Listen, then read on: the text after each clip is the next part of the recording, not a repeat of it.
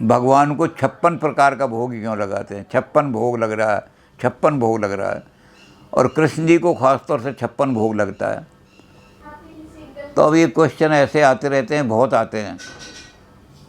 इनसे फ़ायदा भी है और नुकसान भी है। नुकसान तो ये है कि इतने आते हैं क्वेश्चन टाइम इसमें, लेकिन फ़ायदा ये है कि हमारी भी नॉलेज बढ़ती है। बहुत सारे क्वेश्चन, उन क्वेश्चनों का जवाब देने के लिए हमें सोचना पड़ता है।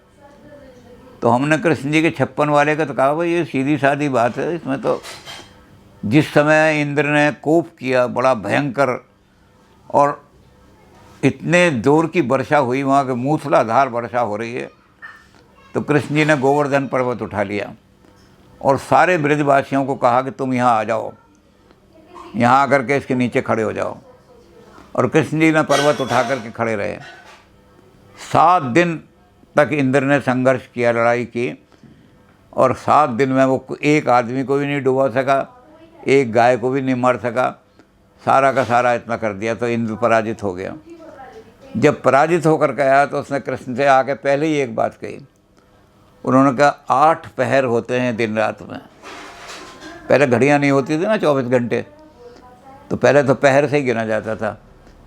3 घंटे का एक पहर होता है, तो 8 पहर होते हैं एक दिन में। 8 पहर आप खड़े रहे और 7 दिन तक खड़े रहे, तो 7 अट्ठे 56, 56 पहर आप भूखे खड़े रहे, भोजन नहीं किया आपने। तो उसने कहा मुझे कंपेंसेट करना है, मुझे इसके बारे में ये क्षतिपूर्ति करनी है आपकी, तो मैं 56 प्रकार के भोजन आपके लिए लाऊंगा। तो इंद्र जो है 56 प्रकार के भोजन इसलिए लाए कि एक एक पहर का, सुबह के पहर का भोजन जो है वो मक्खन से लगेगा, दोपहर के पहर का भोजन उसमें कुछ अन्न का भोग लगेगा, तीसरे पहर में कुछ और लगेगा, और इस तरह से उन्होंने सारे दिन का, कि सोमवार के दिन ये भोग लगेगा, मंगल को ही लगेगा। तो 56 प्रकार का भोग कृष्ण जी को ही लगता है। अब लोगों को पता नहीं ना इस चीज़ का, तो कई जगह कहते हैं माता को 56 प्रकार का भोग लगेगा। कोई कहता है आज हम शिवरात्रि मना रहे हैं, शिवरात्रि और माता के भोग में 56 प्रकार नहीं लगते।